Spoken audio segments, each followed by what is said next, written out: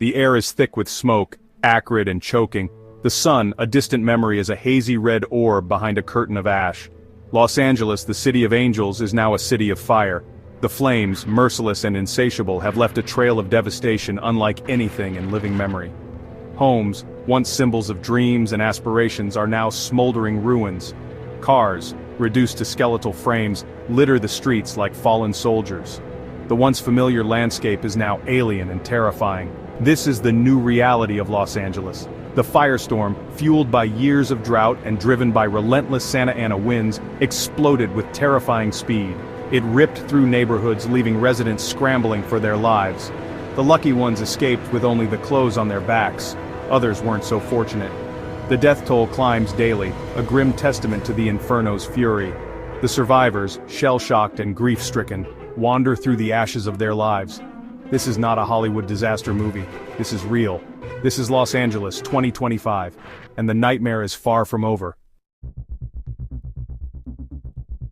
Captain Kevin Easton, a 20-year veteran of the Los Angeles Fire Department, has seen his fair share of infernos.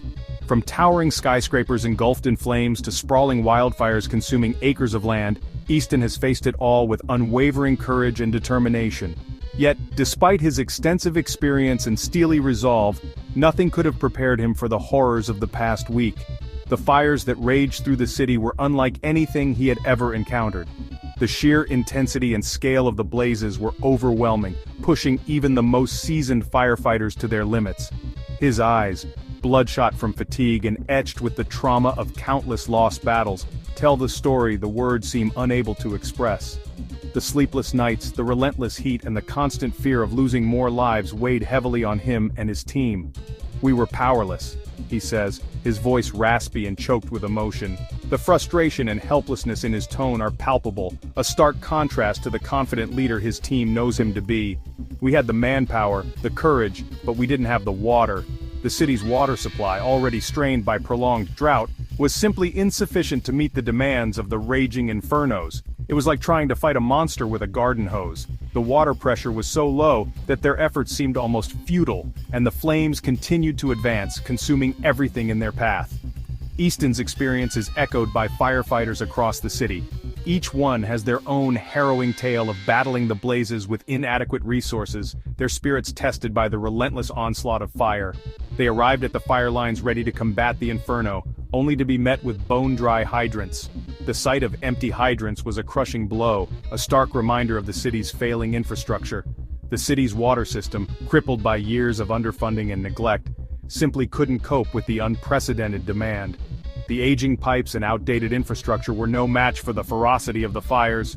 Precious minutes were lost, and the fire, fueled by the drought-stricken vegetation, raged on unchecked. The dry conditions created a perfect storm, allowing the flames to spread rapidly and uncontrollably. "We felt helpless," says firefighter Maria Rodriguez, her voice trembling. The emotional toll of watching homes and lives being destroyed was almost too much to bear. "We watched homes burn, knowing we could have saved them if we just had more water." The sense of failure and guilt was overwhelming, as they were forced to make impossible choices about which areas to prioritize. It's a feeling I'll never forget. The haunted expressions on the faces of the firefighters tell a story of deep sorrow and regret, a testament to the human cost of the disaster. The failure of the water system, a critical lifeline in the fight against fire, turned what should have been a controllable disaster into an unmitigated catastrophe. The lessons learned from this tragedy are clear.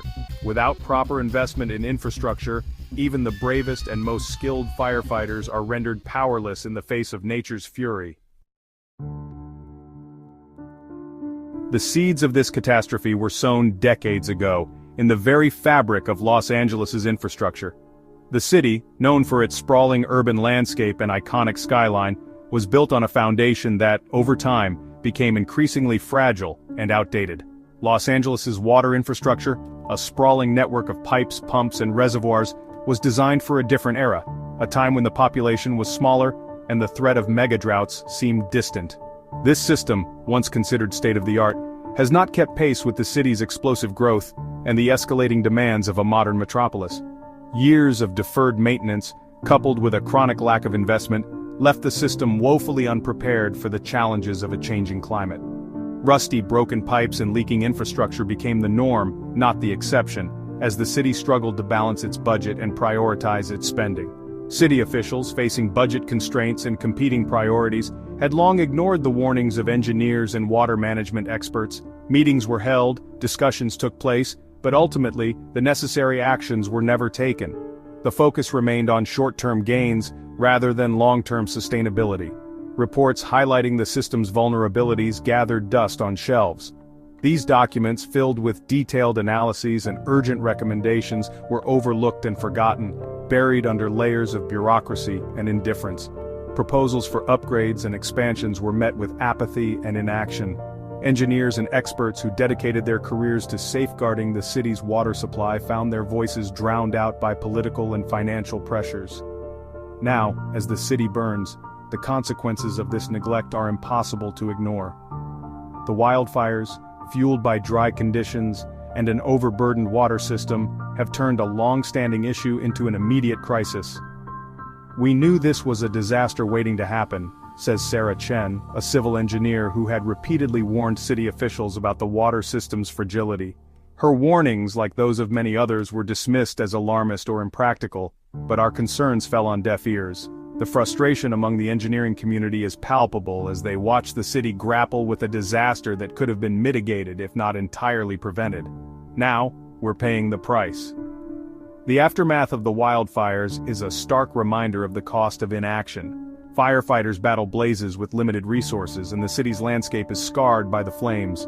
The failure to invest in critical infrastructure has come at a devastating cost, a cost measured not just in dollars, but in lives lost and futures shattered.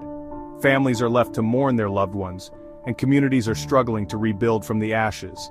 The lessons from this tragedy are clear. Neglecting infrastructure is not just a financial oversight, but a human one. Section 4. Battling more than just fire winds, looting, and desperation. As if battling the inferno wasn't enough, firefighters and first responders are facing a myriad of other challenges. The erratic Santa Ana winds, notorious for their role in fueling wildfires, are making containment efforts a nightmare. The winds, gusting up to 50 miles per hour, whip the flames into a frenzy, sending embers raining down on unsuspecting neighborhoods miles away. Adding to the chaos are reports of looting in evacuated areas. With thousands of homes abandoned, opportunistic criminals are taking advantage of the chaos, ransacking properties and preying on the vulnerable.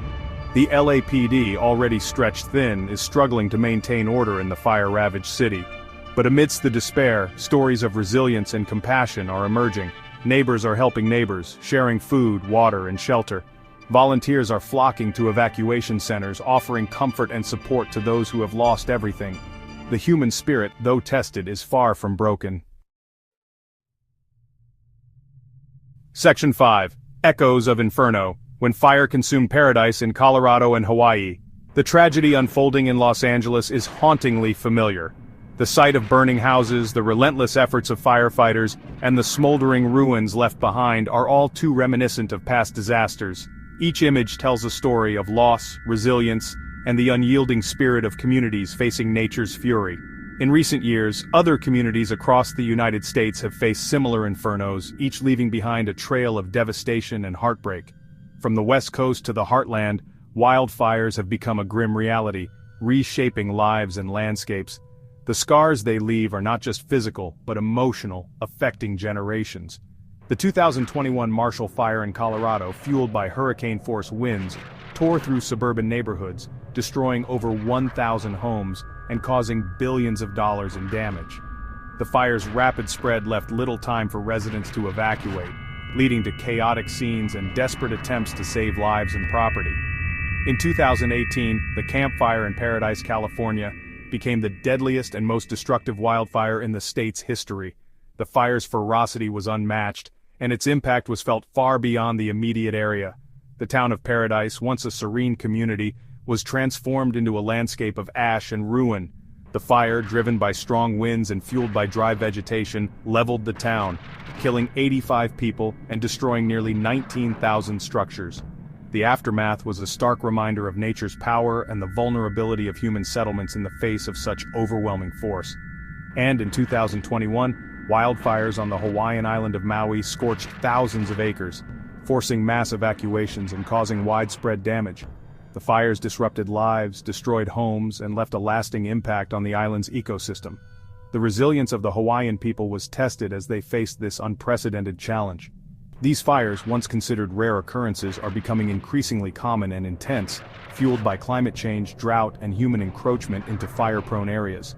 The changing climate has created conditions that are more conducive to wildfires, with longer dry seasons and higher temperatures.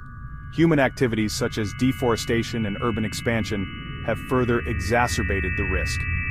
The inferno in Los Angeles is a stark reminder that no community is immune to the devastating power of wildfire.